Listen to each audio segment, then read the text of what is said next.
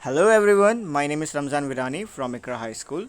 हमने chapter number 1 start किया था। सबसे पहले हमने पढ़ा था फूड वैरायटी के बारे में, उसके बाद हमने पढ़ा था फूड मटेरियल एंड सोर्सेज के बारे में। आज हम लोग पढ़ने वाले plant parts and animal product as food के बारे में। तो चलो आज का लेक्चर स्टार्ट करते हैं। Plant are one sources of our food.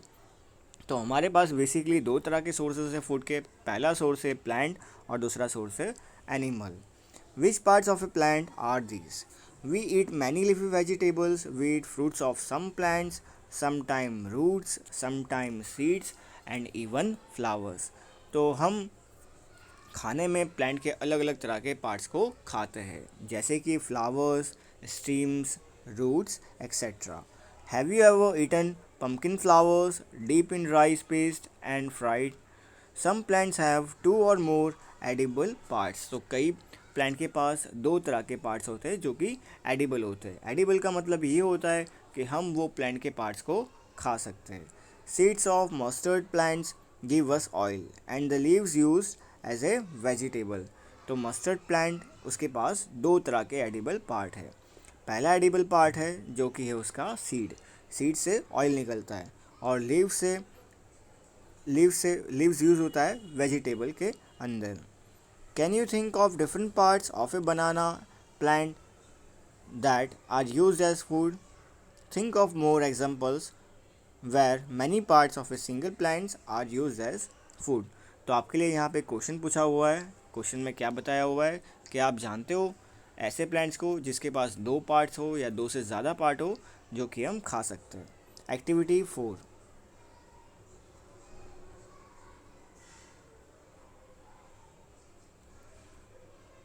From all the food items you have listed in table 1.3, choose those items whose ingredients are obtained from plants. Which part of a plant and identify these and list the food items and plants part as shown in figure 1.4। तो figure 1.4 के अंदर plant parts as food के अंदर पहले column में दिया हुआ है food item with plant as a major source. दूसरे कॉलम के अंदर दिया हुआ है इंग्रेडिएंट सोर्स और तीसरे कॉलम के अंदर दिया हुआ है plant part which gives in the ingredient. Right. तो यहाँ पे क्या दिया हुआ है, यहाँ पे टेबल नंबर 1.3 के अंदर हमने ये देखा था कि कुछ फूड आइटम्स है और वो चीज़ों से जो बना हुआ है उसको हम इंग्रेडिएंट्स कहते हैं। राइट। तो यहाँ पे वापस से वही चीज़ बताई गई है कि सबसे पहले दिया हुआ है फूड आइटम, उसके बाद सेकंड कॉलम के अंदर दिया हुआ है इंग्रेडिएंट या फिर सोर्सेस। इसका मतलब क्या होता है कि जैसे ब्रिंजल करी किससे बनता है, ब्रिंजल से बनता है, चिली से बनता है, और oil from groundnut etcetera, right, mustard etcetera, इन सारी चीज़ों से बनता है। अभी ये जो ब्रिंजल है वो कहाँ से आता है, प्लांट के कौन से पार्ट से आता है? तो ये आता है फ्रूट से। फ्रूट यहाँ पे यूज़ होता है। उसके बाद सेकंड यहाँ पे दिया हुआ है चिली एज स्पाइसेस। यहाँ पे प्लांट का कौन सा पार्ट यूज़ होता है? फ्रूट यहाँ पे यूज़ होता है। और oil from groundnut oil, mustard, soybean, यहाँ पे कौन सा पार्ट प्लांट का यूज़ होता है? ये चीज़ को बनाने के लिए सीड यूज़ होता है।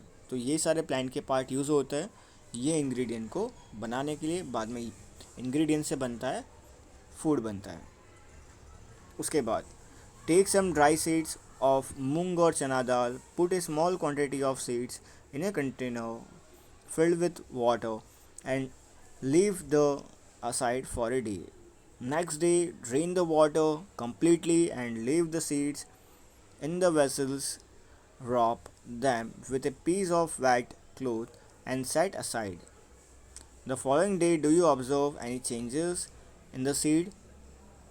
तो आपको सबसे पहले क्या करना है, सबसे पहले आपको मूंग या चना दाल की लेनी है, उसके बाद पानी में डाल देना है और आपको अगले दिन ऑब्ज़र्व करना है कि कुछ चेंजेस हुए हैं कि नहीं हुए हैं।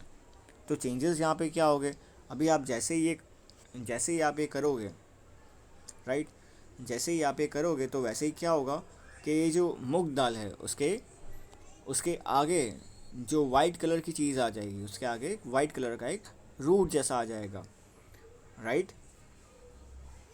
Small white structure may have grown out of the seed. तो एक छोटा सा वाइट स्ट्रक्चर मूंग दाल और चना दाल के बाहर स्प्राउट होगा, बाहर उगेगा। It it so the seeds have sprouted. तो इसी का मतलब क्या होता है, स्प्राउटेड होता है। स्प्राउटेड का मतलब क्या होता है, मूंग दाल और चना दाल के आगे एक वाइट कलर का स्ट्रक्चर आ जाता है जिसको हम स्प्राउटेड कहते हैं। इफ़ नॉट, अगर नहीं आया तो आपको क्या करना है in the case, wash the seeds in water, drain the water and leave them aside. तो आपको क्या करना है, पानी से साफ़ कर देना है और बाद में उसको साइड में रख देना है अगले दिन के लिए, covered with A wet cloth. और बाद में आपको गीला कपड़ा लपेट देना है।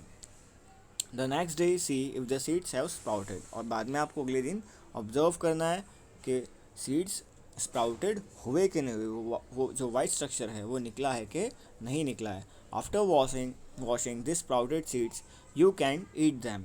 उसके बाद आप ये खाना खा सकते हो। They can also be boiled, add some spices and get a tasty snack to ईट।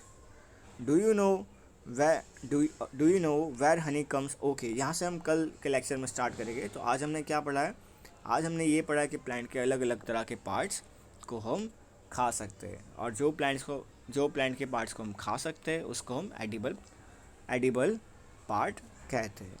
उसके बाद हमने ये पढ़ा है, उसके बाद हमने जाना कि दो तरह की एक्टिविटी के बारे में, राइट। पहली एक्टिविटी ये थी कि यहाँ पे फूड आइटम लिखा था सबसे पहले, उसके बाद वो कौन कौन सी चीज़ों से बनता है, इंग्रेडिएंट्स। उसके बाद ये जो इंग्रेडिएंट्स है वो प्लांट के कौन से पार्ट से आता है।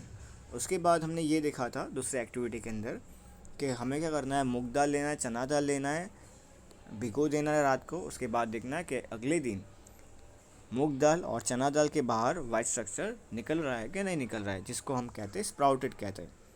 तो वाइट स्ट्रक्चर स्प्राउटेड हो रहा है कि नहीं हो रहा है। अगर नहीं होता है तो हमें गीले कपड़े से उसको ढक देना है और बाद में ऑब्जर्व करना है, राइट। तो आज हमने ये पढ़ा, कल हम पढ़ेंगे यहाँ से पढ़ेंगे, ठीक है। Have a nice day.